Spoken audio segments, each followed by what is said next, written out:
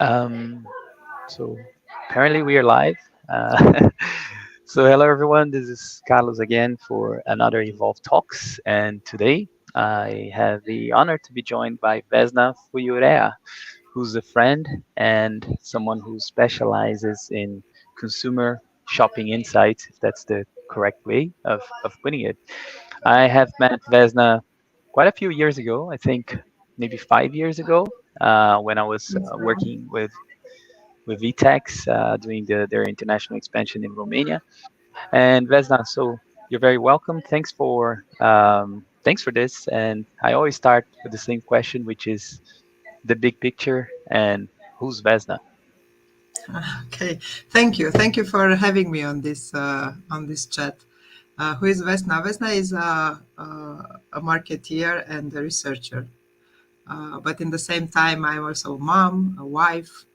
I would call myself, a normal woman of my country and in Europe, living in Europe. I have about 25 years of experience in marketing and insights. A long time, some people maybe that are listening to your conversations were not even born when I was already started to work. Um, I have lived and worked in 3 countries already. Worked for many more countries or projects, and with teams and people from all around the globe. I have started my career somewhere in Transylvania, very close to Dracula's, the famous Dracula's castle in Bran. No connection, no relation to Dracula. I started working when I just finished my university studies for craft foods at that time. That in time became Mondelez International, and with Mondelez, I was probably very fortunate to meet the right people at the right time that helped me develop my skills and my capabilities, and therefore being able to get more and more responsibilities for various countries or regions, and therefore also traveling and living for about 5 years in Austria and then 5 years in Serbia. As of 2018, I started my own boutique consultancy, I would call it. I decided that it would be maybe time to step down from the corporate world and start to work on other projects and other categories. It has been an exciting adventure with ups and downs, obviously. Would have thought that for several months we will be locked in homes in the beginning of 2020. But all in all, it was a great journey. It has been a great journey so far in this world of freelance consultancy, having great opportunities to meet even people from other countries as well as other industries, and that's how we actually met. Because I was a consultant, probably if I was still working for Mondelez, we'd have not have so easy this opportunity to connect and to start this conversation. That's very nice. Thank you for sharing, Vesna. So let's start with the world and what do you think it's changed in your career? How let's say your career do you think has changed over the course of these years? What are the biggest changes that you have seen happening? Is it from a technological aspect? I think it would be interesting to discuss that. Yes, obviously, technology plays more and more, levels in our life, professional and personal.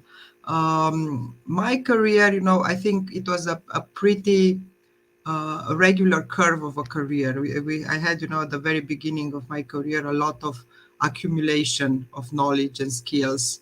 It was that time, when you were doing everything you were told, and I was so passionate and I was so happy to get more and more projects and so on. Then, as we are learning, or as I was learning, as we are talking about my career, I was getting into new areas that I was not so familiar with. And again, the process of learning was starting. I think this was happening also with technology in a way or another, because I was still in the corporate world when we were starting working remotely. My last maybe 5 years of, even more than, I think 8 years of my corporate world, I was having remote based jobs. So already ahead of COVID, ahead of what has happened, after 2020, I had, connections that were or virtual teams working on global projects without traveling so much anymore. We were getting the advantages of connecting online. Um, Obviously, so this would be one side, that connections are now much easier, and technology that obviously played a role. For my topic of interest, consumers and shoppers, I think technology changed a lot everybody's life, because we are both also consumers and shoppers. From when technology changed the perspective from access to information to start with. So now it's easy to compare prices, to find where to go for getting whatever you want to buy, or to compare the benefits or the various features of any product you want to buy. And also access to the product itself through the quick commerce and e-commerce that are now getting more and more traction, even in the developing markets, not only in the developed markets. When I started to hear about e-commerce, in Europe, so Amazon was already big in the States, but in Europe, they were not having yet a footprint, maybe 10 years ago. So the largest market in terms of e-com, of FMCG e-com was the UK, and it was about 5 to 7% at that time. And everybody was like a bit skeptical, is it going to grow more than this? And now we see it so much into all the aspects of our life. And yes, it will probably grow, continue to grow. It's the convenience. I think technology tapped into some very important global consumer trends overall. One being convenience, the other one being the generational transformation. And beforehand we were talking only about youngsters that were close to technology and the early adopters and so on. But now we see that also the boomers are, getting there. And I have my mom, who is 70 years old, in Romania, which is not the most, sophisticated market, so to speak. And she's ordering her groceries online. So it's already, it's not anymore about relevance. It's only about access to all the means, and the capability also of um, the retailers to reach all these people in various markets. Is not only the consumers that could ask for it. That's amazing. I think you touched so many interesting points. Uh, I like to talk about the new generation. We talk about technology as well, but one interesting point there, Vesna, and I don't know in how many countries you are operating today as a consultant, but for example, what I learned a lot about Romania, and probably there was a change in behavior there after COVID, because cash on delivery was something quite important. And I always talk about that when you're doing international expansion, because companies just think whether they're technological or fast-moving consumer goods, it doesn't matter. You need to understand the culture and how people do business in a specific country. But what are the shifts that you saw in Romania after COVID? Do you think the behavior changed? I mean, more people adopted credit cards and payment systems advanced in that sense because COD was big, right? Mhm. And I'm curious now, what could you say? And then eventually, I like also you to touch on other markets and what you're seeing in terms of shifts in consumer behavior. Yeah, the payment topic for Romanian market, it's always a very sensitive topic, culturally speaking, because we were, getting cards only in the like maybe 25 years or so. So even though the adoption of the cards, the credit and debit cards was very big, still in the mentality of the regular guy in Romania, cash was something that they wanted to be sure they have, and it was also a lack of trust. Paying in advance for a service that you do not know the store, like you can't see the physical store, so that was the reluctance, where the reluctance was coming from. Now, I think there are two things that dramatically changed this in the last couple of years. And I am not necessarily an expert in the e-com transactions and so, but I'm attending various conferences where the most knowledgeable people in this area are sharing various stats. And what I have learned is that definitely the penetration of credit card payments has increased significantly in the last couple of years. Also, with the push of the retailers that were offering various benefits if you were paying by card, not by cash. So it was one of these things. And the other thing that, at least in the large urban centers was happening was this implementation of the delivery boxes. So therefore, most of the big logistic providers nowadays, all the couriers, I think in Romania, are pushing a lot for the installation of this easy box, whatever they have various names. Each of the companies tries to have their own boxes, but sometimes they are sharing. That eases, at least for the people that are, not working from home anymore and they are going to the office and so on, the convenience of collecting their parcel in whenever they want, and they are not stuck to stay at home waiting for the delivery service. And also, I mean, this was somehow also having an impact on the card payments, because of, again, if you are going with this service that is usually for free. So if you want to have the parcel at home, you pay a fee for delivery in most of the cases. But if you want it to be delivered in the in one of these boxes, then the service is for free.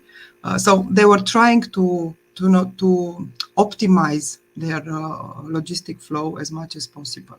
However, there were still barriers. It was not only about the payment, but it was all of the fuss of returning stuff. If we are thinking about, so not FMCG or food or stuff like that, but for fashion or for this type of items, the biggest barrier was not necessarily the payment, but it was what happens if I can't, it's not my size or doesn't fit me, or I don't like the color or the texture or whatever. So and here now we see a lot of very creative ways of coping with this from the retailers. From having this changing room, virtual changing room, and you get the product delivered to you, and you can try them on and then give them back in the same round of exchanging parcels. Or I've seen, there are now various purely e-com players that are opening this type of physical stores in the shopping malls where you can get your goods delivered, and you can try them, and after that only paying for them. So Mm. various ways of coping with Yeah, the barriers. yeah, super interesting. Vesna, what are your clients typically ask you, like, to, in terms of research, in terms of insights? What's it that your boutique is actually doing? And then let's talk about some of the research also that you're seeing, because I find that fascinating. Mm-hmm. Yes, I get typically two types of questions. One is related to why do the clients buy my products, or why don't my clients buy my products? So this is, the triggers and barriers for purchase are the most important questions I get when it comes to shopper insights. I have also other questions, related to consumer behavior or consumption. But if we were to focus our conversation on shopping insights, these are the two critical questions, related to purchase barriers and purchase triggers. Many of my clients are not pure e-com. Actually, I have much more clients into the brick and mortar store, or who have majority of their sales coming from retail chains, real brick and mortar stores. But everybody now understands the importance of understanding also the um, impact of the various channels where the consumer or the shopper could interact with the brand of, or the products. So the typical, going beyond the purchase triggers and the purchase barriers that I told you already, there are a couple of other things that usually my clients want to understand. And one would be, how is the shopper making the decision? What channel is the most important when it comes to investment in communication, in-store communication, and promotion of the various brands? Should the client focus mainly in the brick and mortar store, and if there, in which type of retail chain, or should they go more of on a omni-channel approach, or should they forget about e-commerce or retail, brick and mortar? So this would be the other area. I would call it more of investment, investment in or and investments in communication for the brand. And very interesting. So you said purchase barriers, purchase triggers, and then you mentioned that your customers are mostly in brick and mortar. What are the forces today that you see, sorry, not forces, but like real trends?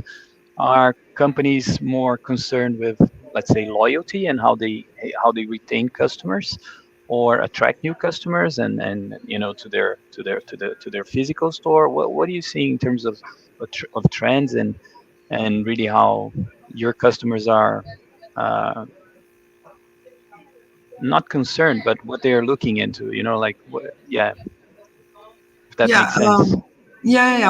It depends, of course, on the category and the size of the client. Because in my work, I meet companies that are the market leader sometimes, in some categories, and their approach and concerns would be very different to a startup, or a guy who just scaled up to national distribution. The challenges they would face would be very, very different.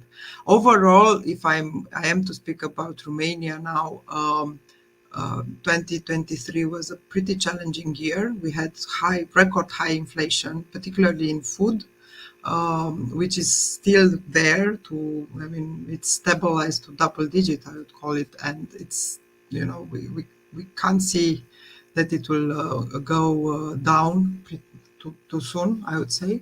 And there were several categories that were dramatically impacted by this. Very big, very large categories in on the Romanian FMCG environment, and therefore, particularly these players like carbonated soft drinks, for example, or beer, would have not expected to go down. Particularly that we had a very hot summer, and you would say, okay, it's warm outside, people are drinking beer, but pricing, the several rounds of pricings that were taking place, definitely impacted the volume of sales.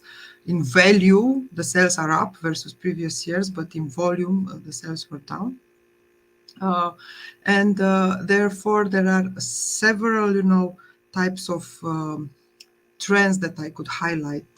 And as far as I read, at least for Central Europe, the challenges could be similar in this case. So inflation, it was not only for Romania. It was, I think, something that happened across EU, and I would dare to say that beyond EU, we had. For the first time in several years, we had a significant increase in the inflation rate. So this is definitely something that people, consumers, are more concerned, and they are refraining from buying stuff, or they are down trading.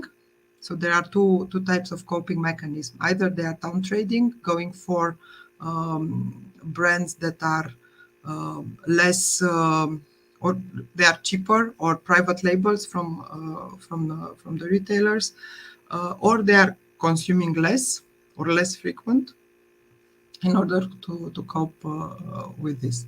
In the same time, retailers have upskilled tremendously in their private label jobs. So in the past, like 10, 15 years ago, private label, so the retailer brands, were very cheap quality, very low. I mean, they were cheap, but also very low quality. Their presence in the store was there as a staple, but they were not, attracting the eyes of the shopper. And at, at least in Romania, the private label was not playing such a significant role. But in the last maybe 5 years or so, and significantly in the last couple of years, we've seen many of the retailers, the big brick and mortar retailers, really developing strong portfolios behind their private labels, and they also created names for those. Many of them rooted into the local origin or something, so they are called, Romanian whatever, or our cupboard, or our pantry, or so on. So and some of the consumers don't even realize that they are retailer brands anymore. They just think about it as a brand they found only in that specific retailer, and that's it. um, Even if we look at the ranking of the retailers, the players on the market, Lidl is by far number one. So they played a significant role in driving this growth of the private label, and good quality, and very good, very well perceived by shoppers from the quality and the value for money they are paying for this. So going back to the trends, this is one thing that really impacted the market a lot. We have, I mean, entire Europe, and this is nothing new, but it just continues the trend of aging population, and therefore, a lot of things are happening in their behavior, in their consumption behavior. Romania is just reaching, the realization of the fact that we have a large aging population. They are not very old yet, but they are in their 50s, which is very new. And we can see already some signs from the big marketeers that are starting now more significantly to target these audiences. Because when I started in marketing, the largest, or for most of the brands, the target was either 18 to 25, either 25 to 40. Before 18, I mean, kids was something else, but above 40, 45, nobody was targeting anything. They were like not existing for, But now brands have realized, or started to realize, that actually the larger part of the population is this one. And we can see it in portfolio offers, different communication, and so on, going towards this category. And then quick commerce challenged a lot, 2020, 2021. Now I think they are struggling a bit, outside Bucharest. to cope with the increased costs. Um, Apparently, Romanians still like to go shopping by themselves, still like going into the stores. You know, they are all these ones that, okay, they would order some food or they would do their groceries because of the convenience, but still you can see a lot of people in the stores. You know, it's not that will disappear too soon, I would say. That's super interesting. Super interesting. So the first thing you said, going back a few minutes, Hmm. said that the volume, sales in terms of value went up, Yeah, and then in terms of volume went down. yeah. And then you mentioned beer there, of course, but then in other categories as well. But let's say that then people are actually, do you think people are drinking less? And this is a trend also, not only because of the price, but in general, there is a trend apparently uh, for, let's say, less alcohol consumption, right? That's something that I've been hearing a lot. And you're, Being a researcher, I can't, say anything because I do not have data at hand to really comment on this. I was mentioning on beer because I just saw some figures on beer that the category was not doing well, but there were also other categories, some in, even in services like, I don't know, booking. Holidays and so on, they were going down, and insurances and so on. So it was not only in FMCG. Talking about the alcohol consumption, unfortunately, Romania is one of the, I think, has one of the highest penetration and highest per capita consumption in alcohol. We are not, to be I'm very not sure proud you of be. that.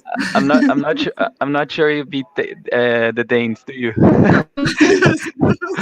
So I don't know how to comment on that.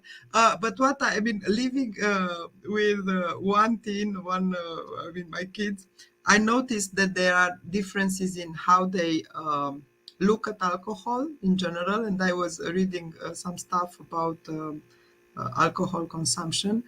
Maybe this is a trend that, at least in Romania, is really very at a very early stages for development. I don't think it's coming from there. Maybe the younger generations, for sure, they have a challenge with some of the bitter tastes. Apparently, they are not so much into the bitter taste. And for example, this beer, usually has a slightly bitter taste. But other than this, I do not have too many information in the alcohol. Mm, that's fine, Vesna. But also, so you mentioned aging population. There's also, I think, in general, like I mean, I have two daughters, and I can see that they are always pushing me.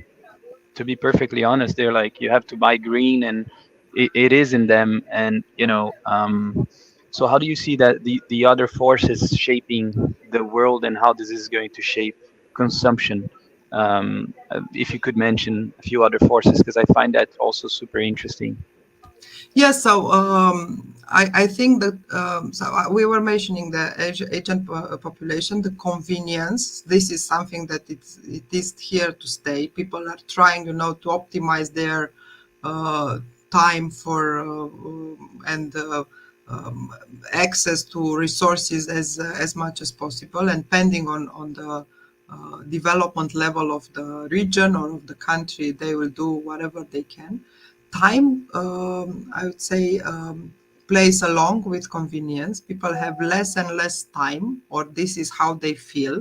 There are a lot of things happening around, or they can, be part of various things. So time constraint is one of the things that will pop up in any research that will talk to any type of consumer. And they will ask, why, what are your major concerns nowadays? Time constraint would be one of them. And Then, depending on the category, there are other trends that are significant or important. Sustainability now it's such a big thing, that is growing in many markets, including my market. Romania. It was again not a very popular topic about. I mean, we were not talking about sustainability 10 years ago. I think, but nowadays I think through a joint um, through joint efforts from EU mandates, from government, and also from the big players in the market, both producers and retailers.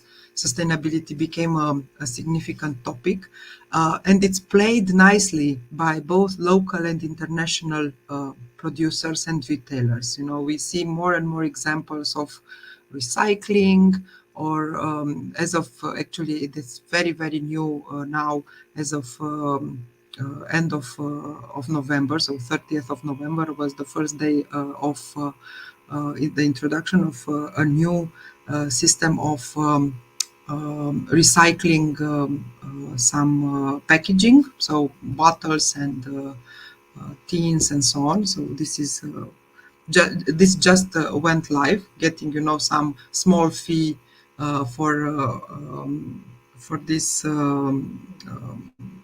packaging when you go to any retailer. It's still to see how good it will be implemented, but at least the efforts are there, and we see it also in the choices that consumers have when buying food. Particularly, they are looking for things produced locally, or they are trying to get things from as close as possible from their place. Even the retailers are trying to do this. So the big supermarket chains or hypermarket chains are now promoting. They have various aisles in the stores that are promoting locally produced stuff, and they are making a big communication around. They are trying to put the face of the farmer that had the lot of tomatoes, and we see it also from the shopper's perspective. They are looking for tomatoes that were grown in Romania instead of Turkey and so on. I do not have enough data to see the volumes, the sales out of it. If it's usually the volumes are coming in longer period of time. It's not that it's coming so soon after all this communication is put in place, but definitely there are a lot of initiatives, both at very big companies and also at small startup level. Very small farmers that are creating like a small community, and they are delivering in town in various places, and you are making an order and you will get your fresh vegetables and so on. Yeah, that's super interesting. I think to your point about the aging population, but also not only about the aging population, we can see this where I come from in Brazil, in São Paulo. Mm-hmm. I mean, I think there's also the convenience aspect. So we started seeing this instead of having large supermarket stores, most of the chains. There's a chain that became very famous in Brazil now called Equis. It's a Mexican chain. Mm-hmm. They place this mini store, so it's a super trend in your neighborhood. So this is Yeah. something that we are seeing a lot in Denmark. I don't see them so often. Of course, this is a smaller country. I don't know if it's fair to say if that is the reason, But in São Paulo, yeah, it's very localized to your neighborhood, so you don't typically have the larger stores being open anymore, but really like smaller stores. And then you see Yes. Casino, like Yes, I know Casino. we have a Mm-hmm. brand called Pão de Açúcar, which is a sub brand of Casino, opening several mini stores, and then this Mexican chain. So I'm curious about that, because that also, caters to, let's say, people are getting less married, or having less children nowadays. Mm-hmm. So the portions are smaller, so they cater to single or just people who live in couples, right, in a small apartment who works in that neighborhood. So I find that really interesting how the at least in larger urban centers, and I'm not sure in Romania how you're seeing this in terms of Yes, trends. in Romania is a combination because we still have large formats and cash and carries and hypermarkets that are not doing as bad. I mean, they are not growing, and some of them are even declining. There were also some mergers or some acquisition. For example, Carrefour bought another the chain of a different French company. So that one decided, Cora decided to exit the market, and Carrefour bought the stores. And the news of the year, I think, was the acquisition of Profi, which was the largest chain of in terms of number of stores in Romania by Deleuze. Mega Image is the brand that they are using in Romania, and this will dramatically increase the footprint of Deleuze, particularly in this type of supermarket and convenience stores, because Profi had majority of their stores were medium supermarkets and convenience stores, and they will expand dramatically their footprint across the country. Um, Traditionally, Romanians were used to go to small stores, and to in any research, and this is not only relevant for Romania. I would say for majority of the South European countries, people prefer fresh food, and therefore they are used to go twice or three times per week for a top-up shopping mission. So buying the things, they prefer to go more often to have the fresh stuff. In the northern part of Europe, people are not so involved in getting the fresh stuff, and therefore the frequency of shopping or going shopping for groceries um, is less. They are doing it less, maybe once a week or less, even less than once a week, and then they are buying larger quantities. Um, Probably now also driven by the inflation. They would try to they will look for bargains. They will try to buy more if it's a good price, and if they find something really good value for money, that it's also something that they could stock, because if it's, they will not buy 10 liters of milk that will expire in 2 days, but there is something that they could deal with. But this will just, they will not increase their consumption. They will just prolong the time till they get to the next shopping mission. So it's a combination of all this. And in Romania, particularly, a lot of people are still going, walking to do this top up shopping for couple of things that they would buy. They will walk there, and therefore. The success of these neighborhood stores was unquestionable. It's not like in the US where everybody will go in their station wagon, and go and buy 2 cubic meters of goods that they will have the pantry to stock in. Romanians are living in pretty small apartments. They do not have so much storage to place these things, and this is also a particularity of I would say Central Europe. Yeah, people are not stocking so much of food at home. Um, I remember, if I may say a joke about, it's not a joke actually. It happened to a colleague of mine that was working in Asia, and he was in charge of running a shopper behavior study for China before Walmart went to China.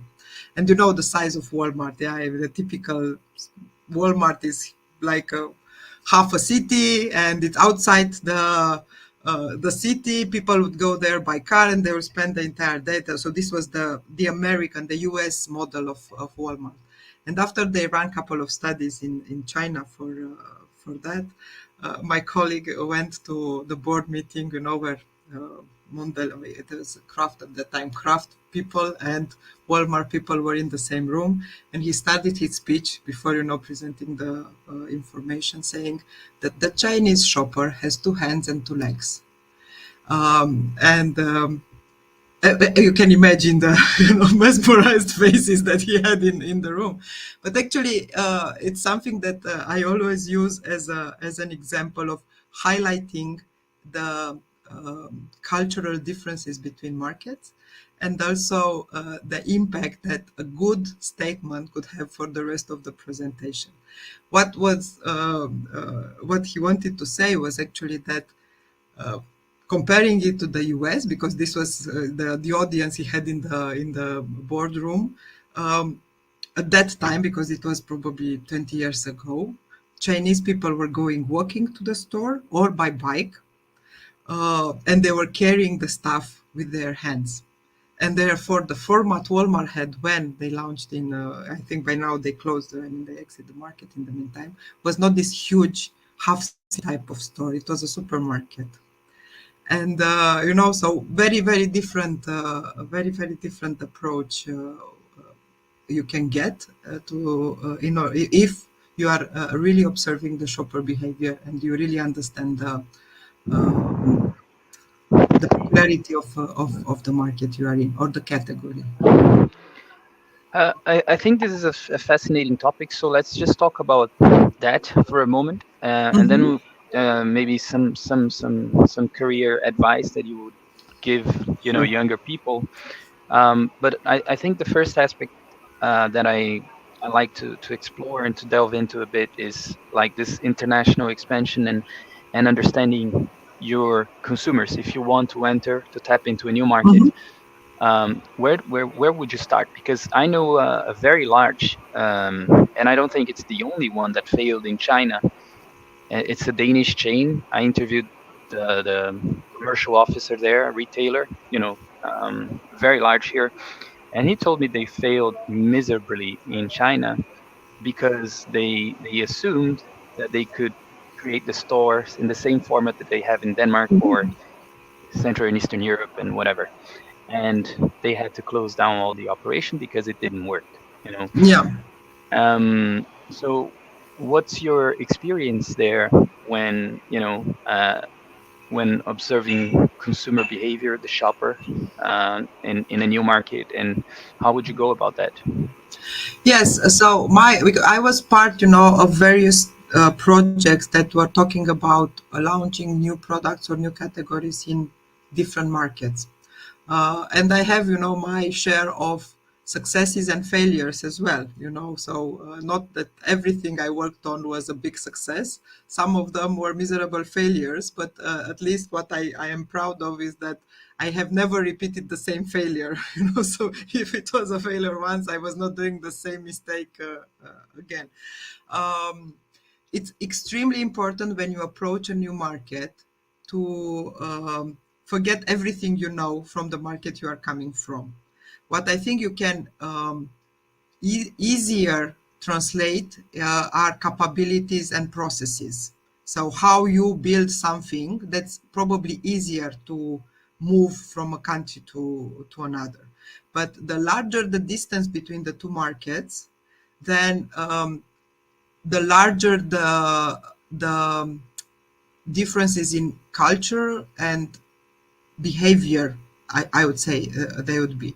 Because if you are in Hungary and you would like to launch something in Czech Republic, I don't expect that there will be so many differences in consumer behavior. Or if you are in, I don't know, in Spain and you would want to launch something in Greece, for sure there will be some differences, but they will not be as dramatic as from Denmark to China, or from Uzbekistan to, I don't know, to India or something like that. Yeah. So it's the first advice I have is to really start from understanding the consumer, and this is easier to be done if you are in the market. So start with the market visit. Don't count on the research agencies or somebody that would come from that market. If you want to launch a business somewhere else, go there and visit the market, you personally, and then find a good quality research agency in that particular market and run a deep dive in consumer and shopper behavior.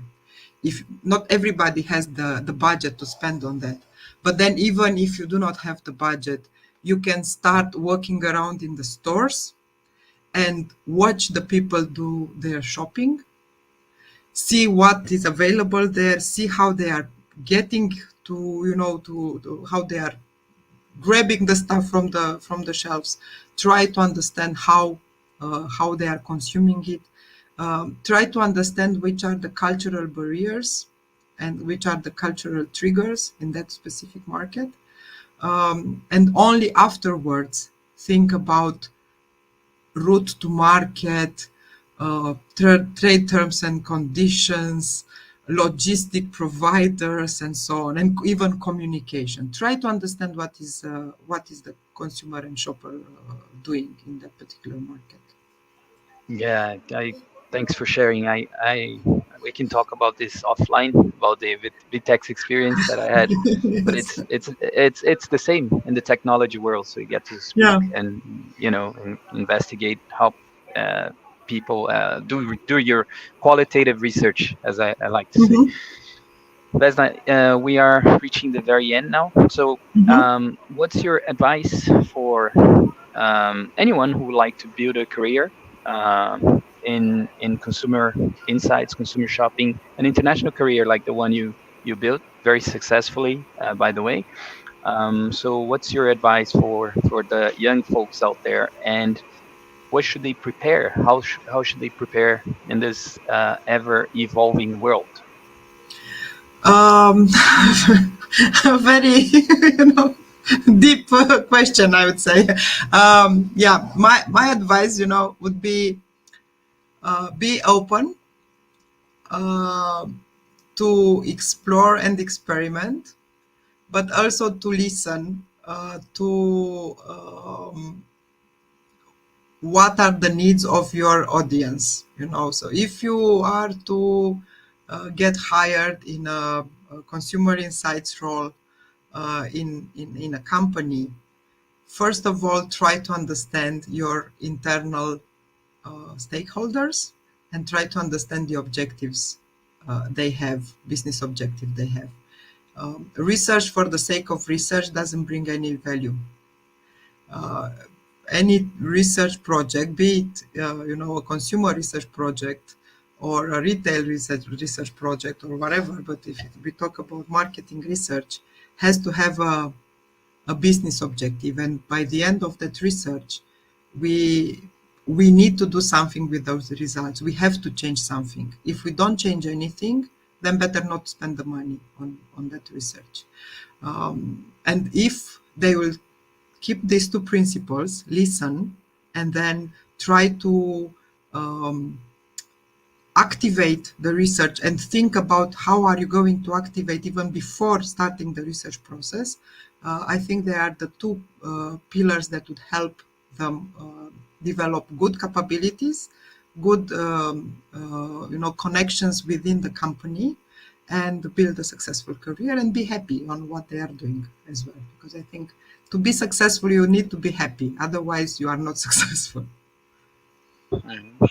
And maybe a final question: how would you pick the right company with the right culture? Because you don't seem like a miserable person. You are always happy when I talk to you. Thank God, Okay. right? So, Yes. I and have also my bad days, but I'm trying to of minimize those course, bad days as well. So, it's also a matter, of personal choice and also having very strong values. This is something that I was always, adamant about. Like these are the things I would, if I don't see them in action when I'm meeting the company, I prefer to stand out. I prefer to step aside. I'm not going even in a project with them. So things like honesty, um, to be genuine persons, authenticity, to really believe in what they are doing. If I see all these type of people that I'm coming here, it's just a job. Thank you very much. I'm fine, go and work for somebody else. Again, probably you are not happy. I don't like it. And in order to be happy, I think it's important to try to connect with people that are positive. It's not that we have to be happy, like and cheerful every single day, but in intent we want to do good things. And if I don't see this in a company or in their representatives, if I don't, see the passion in their voice, I don't see, the pride they have to share with me what they are doing, then I prefer not to get into deeper conversation. And when I chose my employers, I was doing the same.